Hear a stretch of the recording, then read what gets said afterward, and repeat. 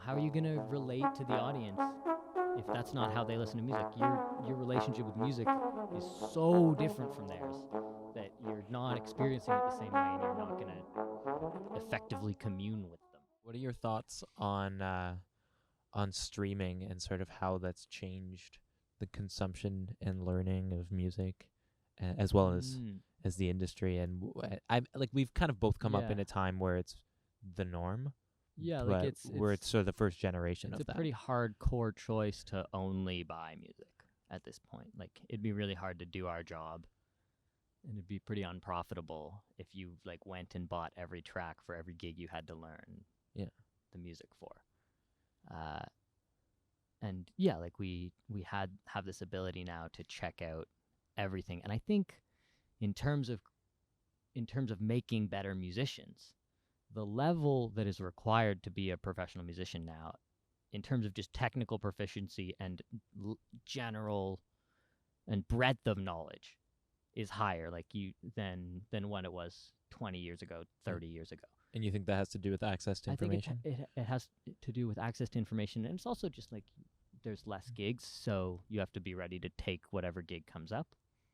But yeah, it's I think it's access to information at its core. Like the listening audience and the musician audience is making a more educated choice than before with regards to like what type of music they listen to, what type of music they play when they're listening, or playing what type of music they want to, as opposed to playing what somebody else is asking them to do.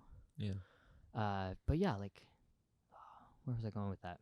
Yeah, I think there's a higher level of context, I guess, in each listener, where if we don't want to listen to music like this, we can just take a left turn and find new music really, really easily. Mm-hmm. And it's possible to hear more stuff, I guess. I don't really know what I'm saying here. Yeah. Well, I think it leads to more eclectic tastes, but I think there's also likely to be less depth in what you're listening to. Not necessarily the content itself, but yeah, like the level of familiarity. Yeah.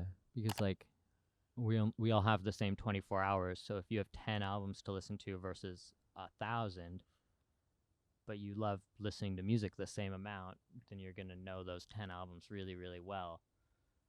Yeah, like you can have that situation where you know so much music, but you don't know much of it very well. Yeah. Yeah.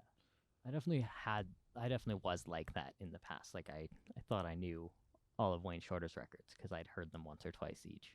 I'd gone through his whole discography and listened to everything I could. And now I'm realizing, like, earlier this summer, I was listening to Speak No Evil, and I thought I knew that album.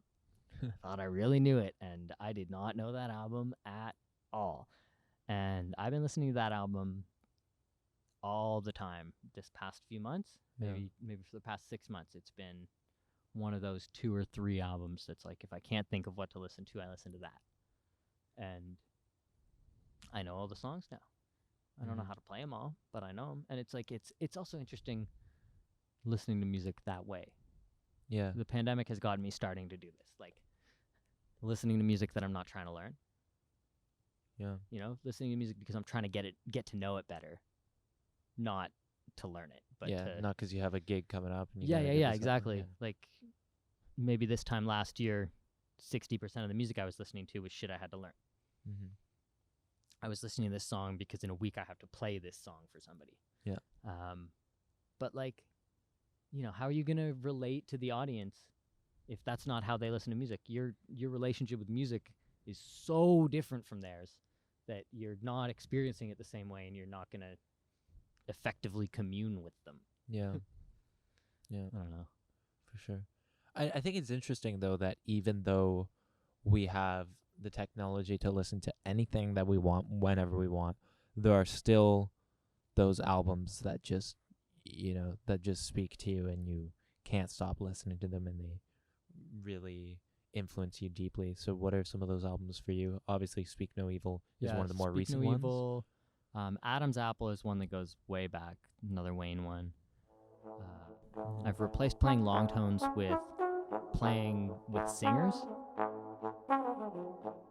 But when I'm trying to play along with a singer, I'm not trying to learn something stylistic. I'm trying to learn something about tone production.